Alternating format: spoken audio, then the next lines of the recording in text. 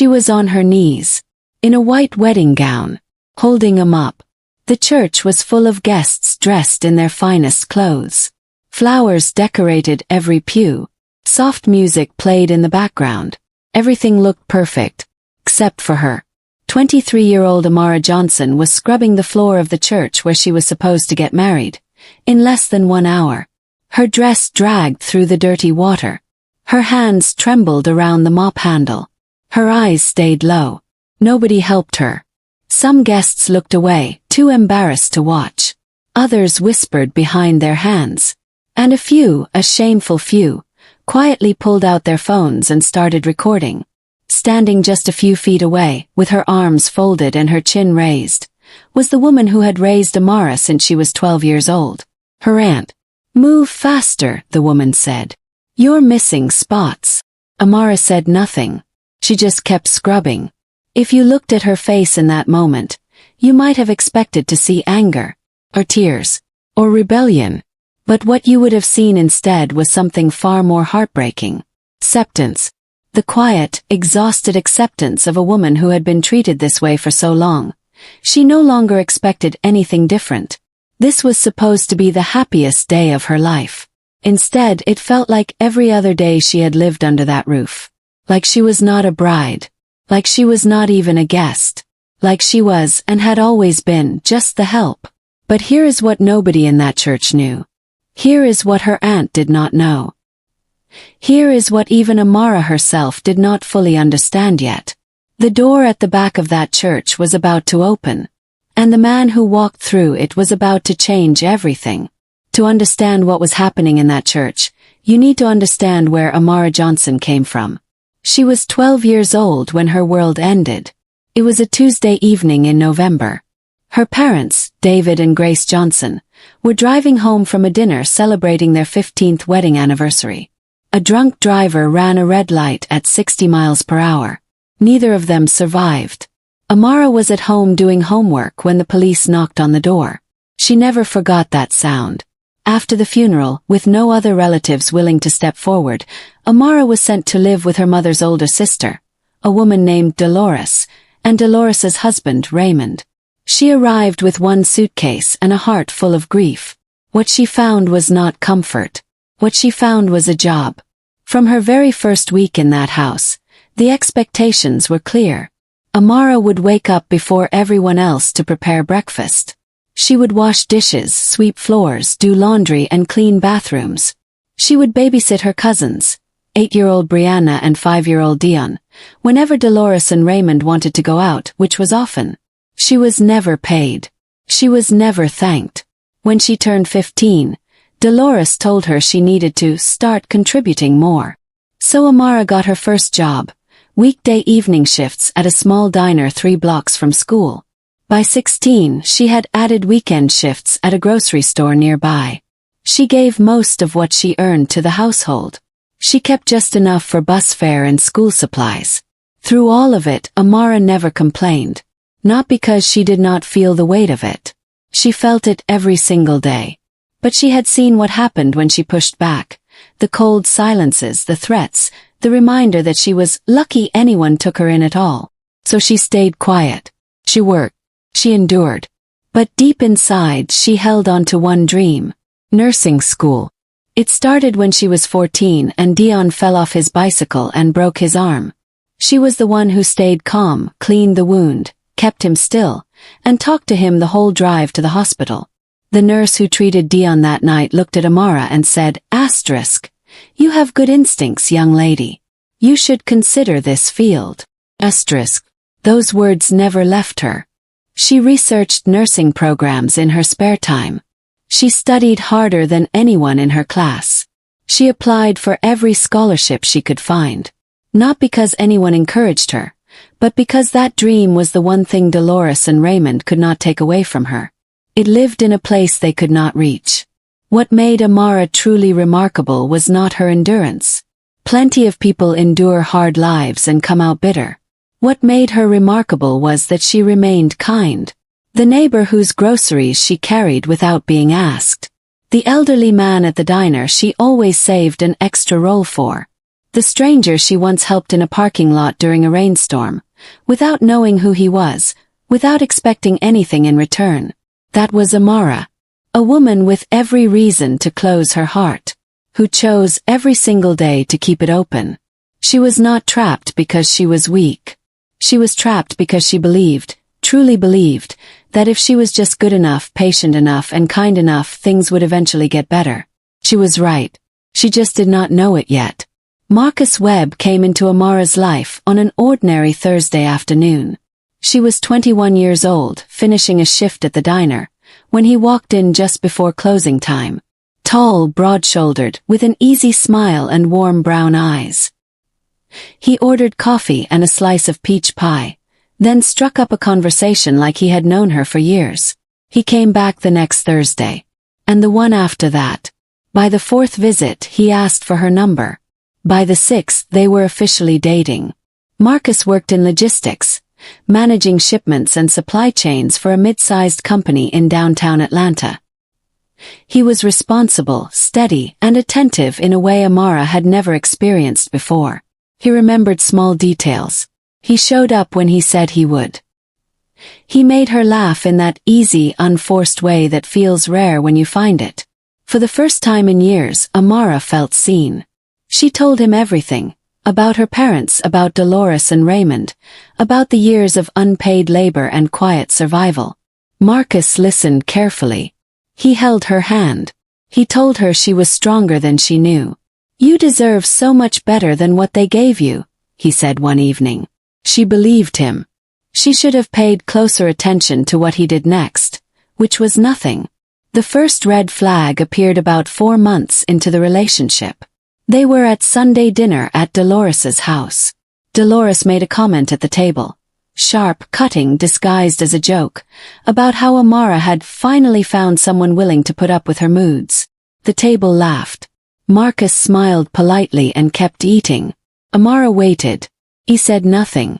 She told herself it was just one dinner, that he was still getting comfortable with the family, that it was unfair to expect him to jump into conflict this early. She made excuses the way people do when they want something to be true badly enough. When Marcus proposed 8 months later, a simple ring, a quiet moment in the park where they had their first real date, Amara said yes without hesitation. She wanted a family. Not the one she had been given. One she could finally choose. Wedding planning began almost immediately. And almost immediately, it became clear that Dolores had no intention of staying in the background. She inserted herself into every decision. The venue, the flowers, the guest list, the food. When Amara pushed back gently, suggesting a smaller, more intimate ceremony, Dolores dismissed her completely. "You don't have parents to plan this for you," she said. "Be grateful someone is stepping in." Marcus was in the room when she said it. He looked at his phone. The second red flag landed harder than the first. But Amara was 3 weeks away from the wedding. Deposits had been paid. Invitations had gone out. And somewhere in the back of her mind she told herself that once the wedding was over, once she and Marcus had their own home, their own space, things would be different. She could build walls between herself and Dolores. She could finally breathe. What she did not yet understand was that a man who would not defend her before the wedding would not defend her after it either. But that lesson was still coming. For now she just kept moving forward. The way she always had. Head down. Hoping. The wedding was scheduled to begin at 11 o'clock in the morning. By 10:45, the church was nearly full. 83 guests had taken their seats. The flowers were arranged perfectly. The music was soft and warm. The photographer moved quietly between the pews, capturing early moments. Everything looked beautiful. Then Dolores checked her phone. Marcus's family was running late. Car issue on the highway. They would be at least 45 minutes behind schedule. The ceremony could not begin without them. His mother was supposed to do a reading, and his father was the best man. Dolores's expression shifted immediately. Not toward understanding. Not toward patience. Toward fury. She pulled Raymond aside near the entrance and spoke through clenched teeth. Guests nearby could not hear the words but could clearly read the energy. Raymond nodded slowly, the way he always did when Dolores had already made a decision and was simply informing him of it. Then Dolores turned around. And that was when she saw it. A smear of mud near the base of the church entrance, no larger than a dinner plate. Tracked in by early arriving guests who had walked through the wet grass outside. In any other circumstance, on any other day, it would have been a minor thing. Quick wipe. An afterthought. But Dolores was already angry. And Amara was standing nearby in her wedding gown. So it became something else entirely. Dolores disappeared into the supply room beside the entrance. She returned 1 minute later carrying a mop and a yellow bucket. She walked directly to Amara and held them out. "Clean that up," she said, loud enough for the nearest pews to hear. The bridesmaids, 4 women who had known Amara for years, froze where they stood. Amara looked at the mop, then at her dress, then at the guests who had already turned to look. "Auntie," she said quietly, "the ceremony is about to. It's not starting for another 45 minutes. Dolores cut her off. "And I will not have people walking into a dirty church. Clean it up." Raymond stepped beside his wife, arms folded. "You heard her," he said. The nearest guests had gone completely silent. A woman in the third pew leaned toward her husband and whispered something. He shook his head slowly. An older gentleman near the back stood up, looked at the scene developing at the front, and quietly walked out. The bridesmaids looked at each other. Nobody moved. Nobody spoke up. Nobody took the mop from Amara's hands. So she took it herself. She gathered her dress as best she could with one hand, gripped the mop with the other, and got to work. The white fabric dragged along the floor. The bucket left a damp ring on the tile beside her. The soft wedding music continued playing overhead, completely disconnected from the scene happening beneath it. Phones appeared. Slowly at first, then more openly. A woman near the middle filmed without trying to hide it. A teenager by the window held his phone at an angle, pretending to look at something else. Dolores watched with folded arms and a satisfied expression. Raymond returned to his seat. The bridesmaids stood in a useless, silent cluster near the side wall. And Amara scrubbed. She did not cry. She did not argue. She did not look up at the people recording her. She just cleaned the floor. The same way she had always done.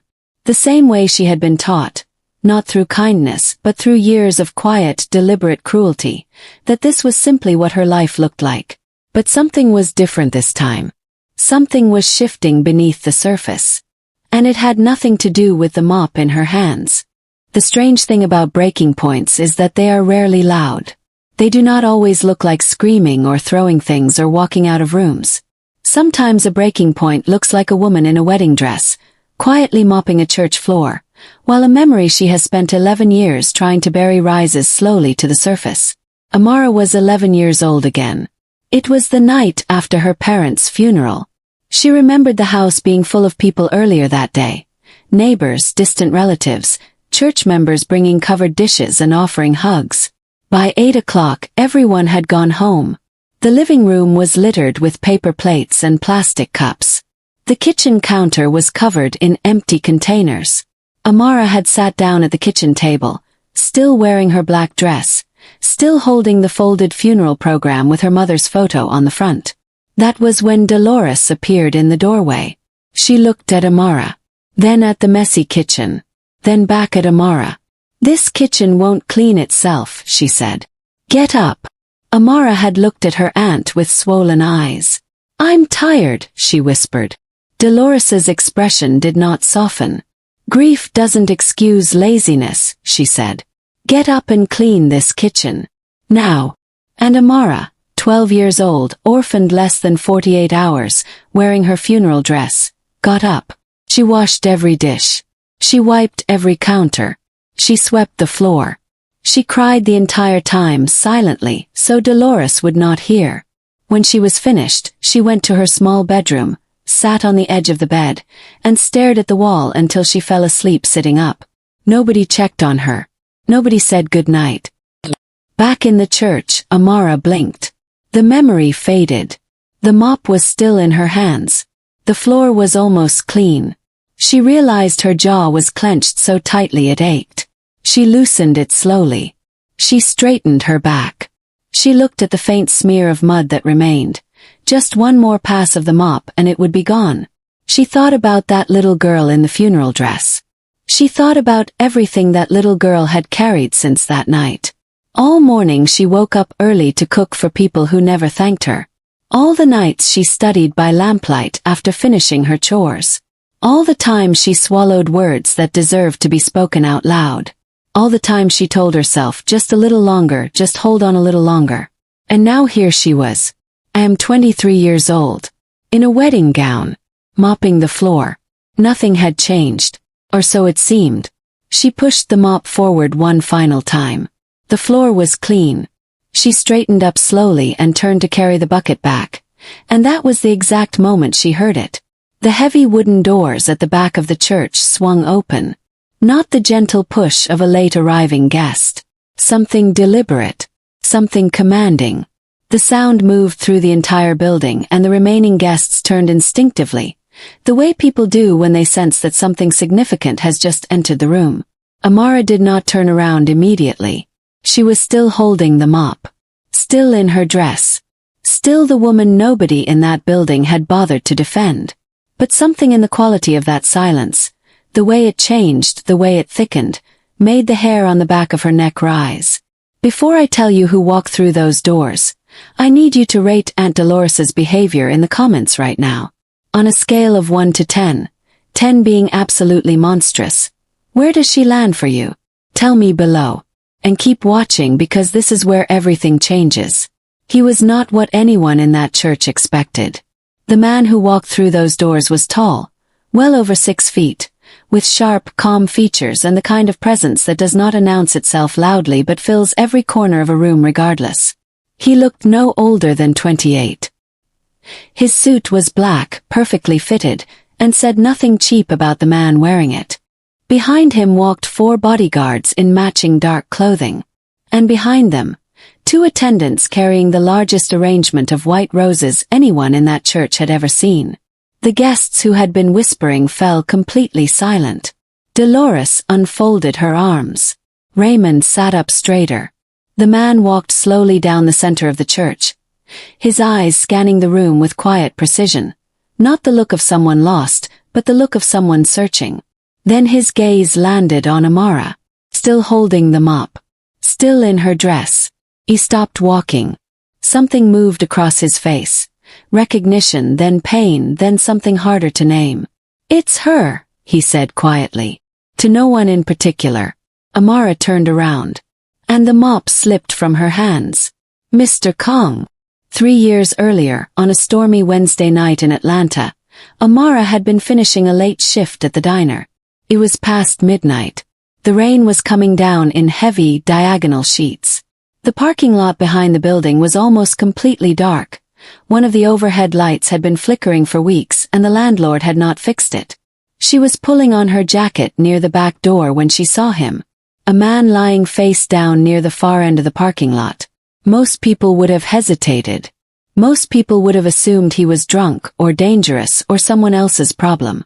Most people would have gone back inside and called it in from a safe distance. Amara ran to him. He was conscious but barely. A deep wound on his left shoulder bleeding heavily through a soaked dress shirt. His breathing was shallow. His phone was smashed on the pavement beside him. He had clearly been attacked and left there. She called an ambulance immediately.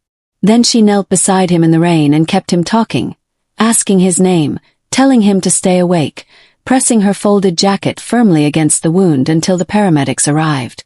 At the hospital, the front desk told her that without an insurance card or upfront payment, treatment would be significantly delayed. Amara did not think twice. She opened her banking app and transferred every dollar she had saved over 14 months. $4,260. Money she had been carefully setting aside for her first year of nursing school. She paid for a stranger. Then she sat in the waiting room until the nurse confirmed he was stable. And then she left. She did not give her last name. She did not leave a number. She simply went home, changed out of her wet clothes, and went to sleep. The man she saved was Ji-hun Kong, only son of Chairman Byung-soo, whose family controlled one of South Korea's largest industrial and technology conglomerates. A man whose resources were, by any practical measure, limitless. When Ji-hun regained full consciousness 2 days later and learned what the young woman had done, her savings, her patience, her quiet disappearance, he was not simply grateful.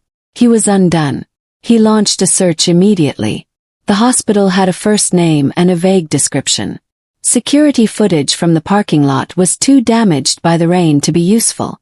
For 3 years, Ji-hun used every contact, every resource, every quiet favor he owed across 2 continents to find a woman named Amara who worked at a diner in Atlanta and had saved his life without asking for a single thing in return. 3 years. And today, following a lead that had traced her to a wedding announcement in a local Atlanta newsletter, he had finally walked through the right door, only to find her mopping the floor, in her wedding dress. His jaw tightened in a way that did not bode well for anyone responsible. Ji-hun walked toward Amara slowly and deliberately. The bodyguards followed at a respectful distance. The 2 attendants with the roses stayed close behind. Every eye in the church tracked his movement. Nobody spoke. Nobody moved. The wedding music had stopped. No one remembered exactly when. He stopped directly in front of her. For a moment he simply looked at her. This woman in a damp wedding gown, hair still perfectly pinned, eyes wide with disbelief, and something in his expression broke open quietly. Then he did something nobody in that church anticipated. He knelt. A collective gasp moved through the room like a wave. Ji-hun Kong, a man whose family name commanded boardrooms across 3 continents, knelt on the floor of a church in Atlanta and held up the bouquet of white roses with both hands. "These are for you," he said. His voice was steady and clear. "Thank you for saving my life." Amara's hand came up to cover her mouth. Her eyes filled immediately. For a long moment she could not speak. She took the roses with trembling hands and held them against her chest like something she was afraid to drop. "I never expected to see you again," she whispered. "I know," he said. "I spent 3 years making sure you would." He rose to his feet. And that was when Dolores stepped forward. "Excuse me." Her voice was sharp and performative, the tone of a woman accustomed to controlling rooms. "I don't know who you are, but this is a private family event." Ji-hun turned toward her slowly. He did not raise his voice. He did not need to. "Family," he repeated. The word came out flat, measured, like he was testing its weight and finding it hollow. His eyes moved from Dolores to the mop on the floor to the dirty bucket to Amara's damp dress. "Is that what you call this?" Dolores opened her mouth. He did not let her speak. "She was on her knees," he said, "scrubbing this floor. In her wedding gown. In front of every person she invited to celebrate the most important day of her life." The church was so quiet that the words landed like stones on still water. "Who gave that order?" Silence. His bodyguard stepped forward at a measured pace. Raymond shifted in his seat. Then, with the deeply unwise confidence of a man who had never once faced real consequences, he stood up. "It was a small thing," Raymond said. "We raised her. We have the right." "You have no rights over her," Ji-hun said. He crossed the floor toward Raymond with calm, unhurried steps. He reached down and picked up the bucket Amara had been using, still half full of dirty gray water. Raymond's eyes widened. "Sir, I would strongly advise." The water hit him full in the chest. The church erupted. Women gasped. A child laughed before being quickly silenced. Several guests stood up instinctively. Raymond stood there, soaked, speechless, humiliated, in front of every person he had ever wanted to impress. Ji-hun set the empty bucket down carefully. "That," he said quietly, "is a fraction of what she felt today." Raymond could not find a single word. Dolores had gone pale. Then, from the side of the room, one of the bridesmaids spoke. "She told us not to make a scene," the woman said, her voice unsteady but growing stronger. But I should have taken that mop out of her hands the second they gave it to her. I'm sorry, Amara. I'm so sorry. Two of the other bridesmaids nodded, eyes wet. And then the main church doors opened again. Marcus walked in. He stopped immediately, reading the room the way you read a room when you can tell something irreversible has already happened. His eyes moved from the soaked uncle to the bodyguards, to the roses in Amara's arms, to Ji-hoon standing at the center of it all. His face changed slowly, not with anger, with understanding, the kind that comes too late. If you think Ji-hoon did exactly what needed to be done, drop the word justice in the comments right now, because this story is not finished yet. Marcus stood in the doorway for a long moment. He looked at Amara, really looked at her, the roses in her arms, the damp hem of her dress, the tears she had not fully wiped away. Then he looked at the room around her, the soaked uncle, pale aunt, the bridesmaids with their guilty, downcast eyes, the guests who had recorded her humiliation on their phones. He had missed all of it, but somehow, standing in that doorway, he understood all of it. He walked toward Amara slowly. Ji-hoon stepped back without being asked, giving space the way a man does when he understands that some moments belong only to two people. Marcus stopped in front of her. He did not make excuses. He did not look at Ji-hoon with jealousy or suspicion. He simply looked at the woman he had asked to marry him and told her the truth, perhaps for the first time. I knew how they treated you, he said quietly. I told myself it wasn't my place to interfere. Things wouldn't get better after the wedding. He paused. But that was never true, was it? It was not a question. Amara shook her head slowly. I wasn't brave enough, Marcus said. And you deserved someone who was. He reached out and gently took her hand, held it for just a moment, then placed it back at her side. I'm sorry, Amara. I truly am. He looked at her one final time with something that was equal parts regret and sincerity. Then he turned, walked back down the center aisle, and left through the same doors he had entered. The church watched him go in total silence. Nobody stopped him. Nobody followed. 20 minutes later, the guests had quietly dispersed. Dolores and Raymond left without a word. Raymond still damp, neither of them willing to meet anyone's eyes. The bridesmaids helped Amara gather her things. They spoke to her softly, carefully, the way people do when they know apologies are not enough but offer them anyway. Amara accepted them with grace. 'Cause that was who she was. In the small foyer just off the main hall, Ji-hoon had arranged 2 chairs at a round table near the window. A member of his team had quietly produced tea and water. It was such a simple, thoughtful gesture in the middle of such a chaotic morning that Amara almost laughed. She sat down across from him. And for the next hour, Ji-hoon Kong, a man who commanded boardrooms and negotiated international deals, sat in a church foyer in Atlanta and simply talked to her. He told her about waking up in that hospital, about the nurse who explained what the young woman had done, about the way it had unsettled something deep inside him, not just gratitude but a kind of shame. He had spent his entire life surrounded by people who wanted things from him. And the one person who had every reason to ask, who had given everything she had simply walked away. I needed to find you, he said. Not to impress you. Not to perform some grand gesture. I needed you to know that what you did mattered. Amara was quiet for a moment. It was just the right thing to do, she said. Ji-hoon smiled. That is exactly what makes it extraordinary. He reached into his jacket and placed a small envelope on the table between them. Inside was a letter. Formal, official, bearing the seal of the Kong Foundation, a non-profit his family had established to fund medical education across Southeast Asia and the United States. A full nursing scholarship, tuition, housing, living expenses. 4 years completely covered. And when you have time, he added, I would like to show you Seoul. As a friend. As someone who owes you more than money can repay. Amara looked at the letter for a long time. Then she looked up at him. And for the first time that entire morning, she smiled. Fully. Without reservation. Without fear. "I would like that," she said. Later that evening, Amara sat alone in her small bedroom. The wedding dress hung on the back of the door. The roses Jihun had given her sat in a glass of water on the windowsill, white and open and quietly beautiful against the dark outside. She thought about the day. About the mop. About the bucket. About 83 people watched her scrub the floor in her wedding gown while music played overhead. About the phone recording. About the silence of people who could have spoken and chose not to.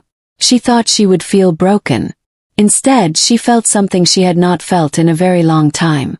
Clear. She thought about Aunt Dolores. The folded arms, the sharp commands, the lifetime of small, deliberate cruelties disguised as discipline. She had spent 11 years believing that if she could just be good enough, those arms would one day open. That the cruelty would eventually soften into something that looked like love. Never did. And sitting in that quiet room, Amara finally understood something important. Dolores's cruelty had never broken her. It had revealed her. Every year of cooking before sunrise had taught her patience. Every night of studying after chores had built her discipline. Every time she swallowed her pain and chose kindness anyway. With the neighbor, with the elderly man at the diner, with a bleeding stranger in a dark parking lot. She had been showing the world exactly who she was. Not who they told her she was. Who she actually was. And that woman, tired, uncelebrated, mopping the floor in a wedding dress, was the same woman who had changed a billionaire's life with $4,000 and a folded jacket pressed against a wound. She had not needed rescuing. She needed to be found. There is a kind of goodness in this world that does not advertise itself. It does not wait for applause. It does not calculate what it will receive in return. It simply acts, in parking lots at midnight, in hospitals at dawn, in quiet moments when nobody is watching. That is the goodness that lasts. That is the goodness that travels. That is the goodness that finds its way back to you. Sometimes years later, sometimes through doors you never expected to open. The lesson Amara carried out of that church was simple. Your kindness is never wasted, even when it goes unseen. The right people will always find their way back to it. She looked at the roses on the windowsill. And for the first time in 11 years, she was not afraid of tomorrow. And that, right there, is where Amara Johnson's story truly begins. Not at the altar. Not in the house that never felt like home. But in a church foyer, with roses on the table and a letter that finally opened the door she had been working toward her entire life. She did not need the wedding. She needed the breakthrough. And it found her because she had spent years being exactly the kind of person breakthroughs find. If this story moved you, if it reminded you that your quiet kindness is never invisible, share this video right now with someone who needs to hear it. Someone who is holding on. Someone who feels unseen. Someone who deserves to know that their goodness is not going unnoticed. And before you go, subscribe if you have not already because more stories like this one are coming. Drop in the comments the one lesson you are carrying away from Amara's story today. I read every single comment. Every single one. Amara's future was just beginning. And honestly, so is yours.